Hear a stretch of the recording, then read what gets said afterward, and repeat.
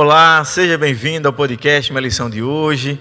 Estamos no dia de terça-feira, dia 29 de setembro de 2020. O tema de hoje é negligenciando a mensagem. Quero convidar você que nos ouve e também que nos assiste pelo YouTube a fechar seus olhos e orar conosco. Oremos.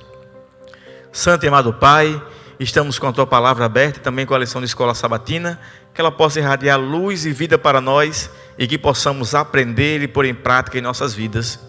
É o que eu te peço e te agradeço. Em nome de Jesus. Amém. Estou mais uma vez aqui com o professor Juscelino. Muito obrigado pela sua presença, professor Juscelino.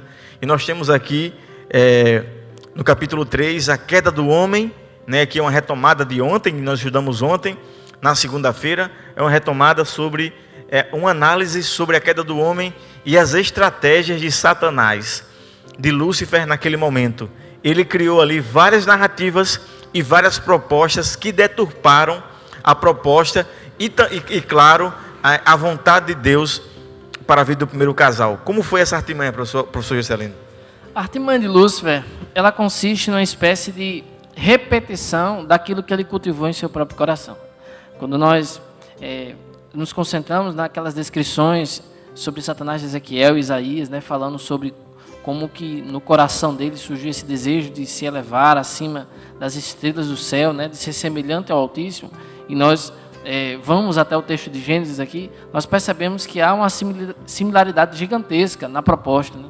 Aqui, o centro da proposta de Lúcifer parece ser também os seres humanos, né, que já eram criados à imagem e semelhança de Deus, que já estavam numa condição perfeita, mas ele insinua que haveria uma posição superior a esta, uma condição existencial superior, e que Deus não estaria concedendo esta condição aos seus seres criados, né? Ou seja, Lúcifer, ele, de certo modo, ele diz que haveria um patamar superior disponível a estes através de um caminho não indicado pelo Deus soberano e sábio, que esses dois eles estavam à mercê. E veja que o que ele faz com Eva naquele momento é o que ele tinha passado, porque ele sabia que Deus não habita na desordem.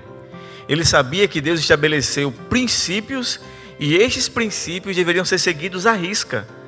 E se não fosse seguido, haveria o distanciamento. E foi o que ocorreu. Ele não estava preocupado com a ordem que Deus tinha dado. Ele estava preocupado em derrubar ali a vontade de Deus e distanciar nossa primeira mãe, a Eva, da presença e da vontade de Deus. E o que ele faz? Ofereceu falsas vantagens. É interessante pensar como que essa é uma hipótese minha, né? De que, de certo modo, o sentimento cultivado ali por Eva, naquele momento que a serpente, né, que Satanás estava utilizando, trouxe, o sentimento era o sentimento, talvez, de amor. Mas não um amor puro, o amor de Deus, não. Desculpe, não é essa acepção que eu estou tratando. Mas o amor egoísta, um amor centrado em si, um amor diabólico. Os seres humanos criados por Deus certamente tinham uma autoestima equilibrada, né? Eles se sentiam, de certo modo, santos e bem consigo mesmos. Mas ele trouxe ali a possibilidade de uma maior alegria em si mesmo. E aí eu imagino que Eva, naquele momento em que ouvia as palavras da serpente, ela passou a pensar em como estaria ela caso aquelas palavras se cumprissem na vida dela. Ser conhecedora do bem e do mal. Certamente um pensamento lógico-matemático faria com que de fato você chegasse à conclusão de que conhecer bem e mal é maior, né, numericamente, do que conhecer apenas o bem.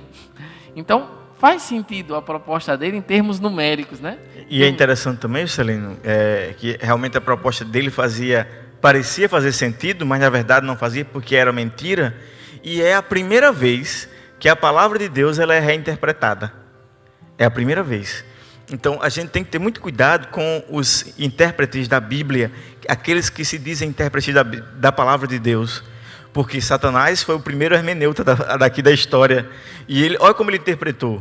Levou para Eva, está aqui, abriu e disse, ele falou isso, mas ele não quis dizer isso. Havia ali uma falsa interpretação. Uma falácia, né? Uma falácia. Então, tenha cuidado.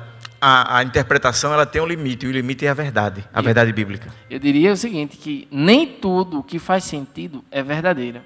O discurso de Satanás fazia sentido. Muito bom. Mas ele não era verdadeiro, porque ele não estava pautado na verdadeira ontologia, que no caso seria propriedade exclusiva de Deus. E qualquer informação que contrariasse aquilo que sai dos lábios de Deus, em si consiste em uma mentira. Por isso que a gente tem que ter cuidado. Quando a gente vai olhar a coisa e querer fazer da nossa forma, ou da forma que Satanás propõe, que parece ser agradável, ter lógica. Você vê, os hereges às vezes vão falar uma coisa, aí você cruza o braço, olha um pouquinho, rapaz, tem lógica. Mas pode ter lógica, mas muitas vezes é mentira. Então tenha cuidado com isso. Eu diria que o caminho da destruição, pastor, é quando você começa a perguntar: será que o que Deus diz é verdade? Você já está errado em fazer essa pergunta, irmão. Será que de fato isso é verdade? Não. A postura de um filho de Deus nunca consiste em duvidar da veracidade daquilo que vem da sua palavra. Então, toda essa postura moderna de ceticismo com relação à Bíblia, que é oriunda de uma visão de mundo cética, materialista de certo modo, né, que coloca a prova da racionalidade de tudo que vem de Deus, isso não é uma postura de um crente. Eu sei que é interessante a gente pesquisar, a gente investigar, mas quando se trata de uma relação direta com Deus, e isso é de fato um cristianismo vivo, a gente não pode se dar o luxo de colocar Deus dentro de uma caixinha como se fosse um réu, e a gente, né, como se fosse juízes, né, perguntando para Deus e colocando em xeque a sua palavra.